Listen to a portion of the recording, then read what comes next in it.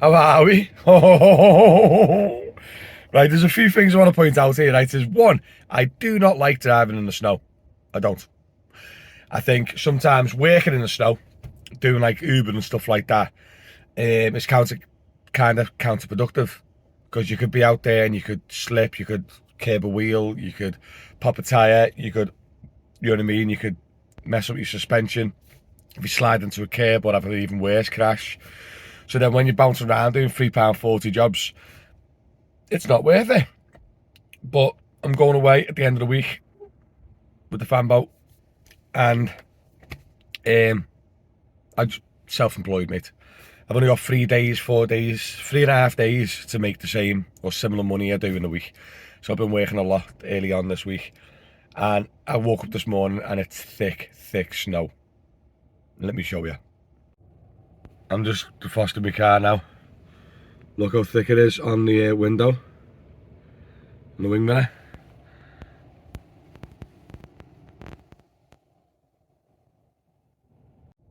Now, there's a few things here that need to know and point out about driving in the snow. Now, we don't get it much in the UK, but it depends on if you're a front wheel drive, rear wheel drive, if you're auto or a manual, because a manual gives you more control over the wheels. So auto doesn't help as much, and also depends where your engine is.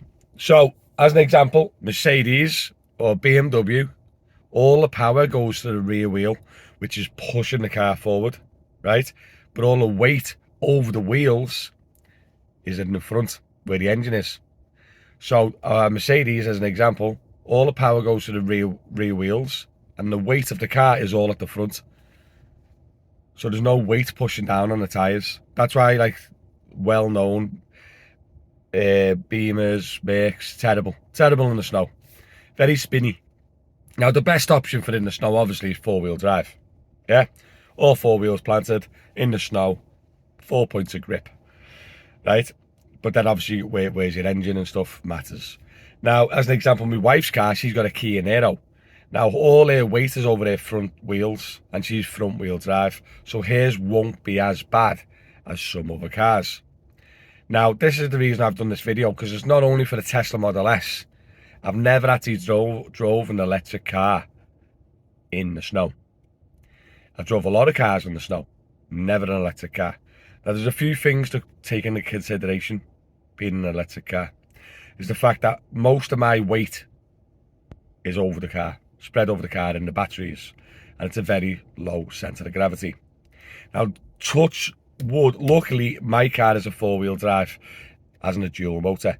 So all my power will be going to all four wheels, and all my weight, a lot of weight by the way, not because I'm fat, but because the car are very, very heavy, because the batteries is all equally distributed,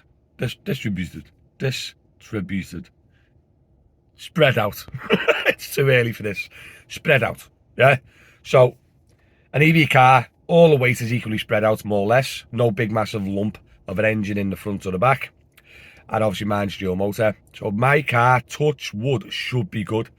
Now, the only negatives I can think of being an electric car, aka the Tesla Model S, is the power. These can kind of spin in the wet, just because there's so much power going to the wheels. So you have to put the acceleration into chill mode and really, really drive slow. But also the regen. That's one thing that's worrying me. Now, if I had a single motor, so rear wheel drive electric car, I think it would be really bad. Because obviously, when I let off the accelerator, my batteries go in reverse to cause the slowing effect. I don't actually use my brake pads, which is a positive because my brake pads last forever. But with my car, when I let go of the accelerator, my regen will be going in reverse. So just something a bit more out of control. I can't control the brake pedal as much in this car, and I can't really control the accelerator as much because of the power and because of the regen. So it'll be interesting to see what it's like to be in the snow.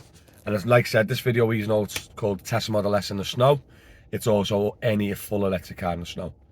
It is really thick out. I'm going to go to work, and I'll update you in a couple of hours how I got on, and obviously my experience of what it's like driving Tesla Model S or a full electric car in the snow. Wish me luck. By the way, if I don't come back, I'm dead. I'm just dead in a wall somewhere. Unbelievable, guys. Honest to God, right? So just a pinpoint of what a few things that's happened. So my wife can't leave the close in her Kia Niro. She can't get out the close. Our close is on quite a bit of an incline. She can't get out the close. Can't take the kids to school. Can't get to work. There's mayhem. She's phoning me, and all that craziness, right? I've seen about 3 cars stuck, and I just overtook them. There was one taxi. It was stuck on Uber, and it was getting pushed by the passengers because they couldn't get up the road in the Kia Niro again.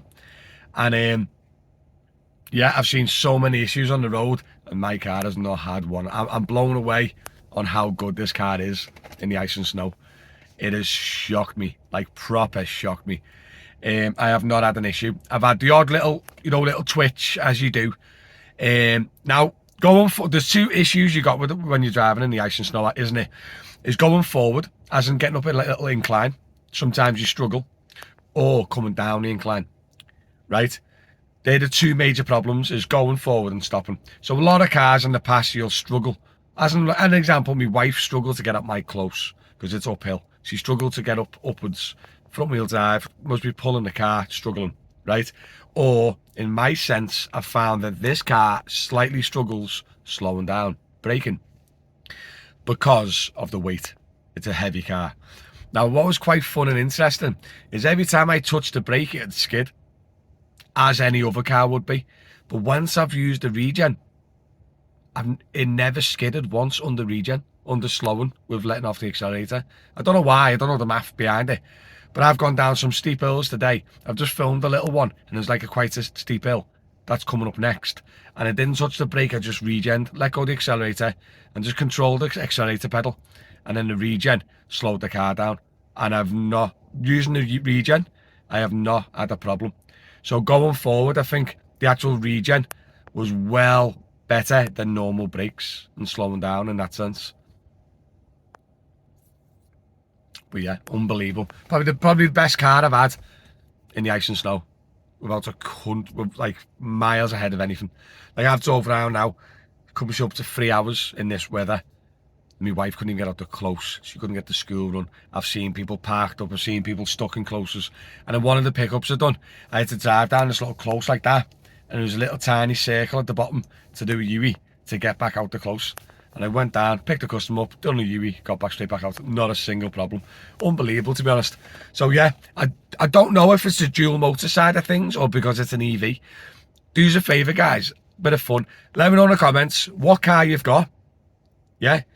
Bit of info, auto, manual, rear wheel drive, front wheel drive, all wheel drive, and let me know if you struggled in the snow or you normally struggle in the snow when it's been icy or snowy.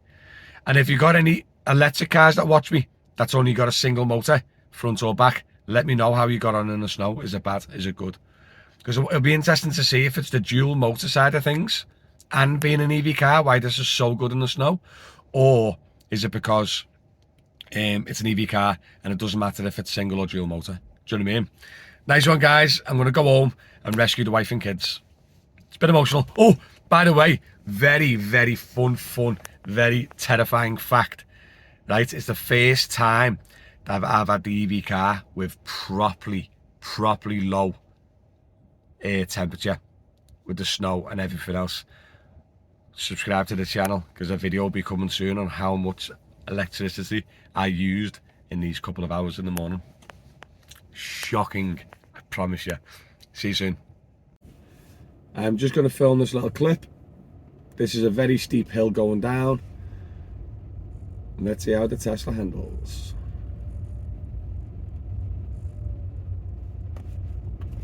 I'm not touching the brake at all, I'm just using the regen.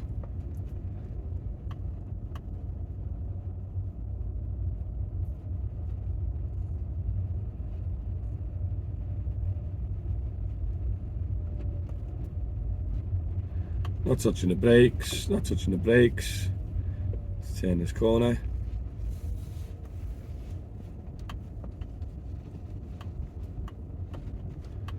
Not a problem. And now here's a hill.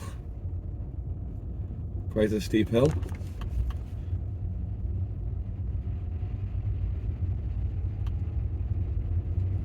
Not a issue. I'm just going to pull up and stop the video.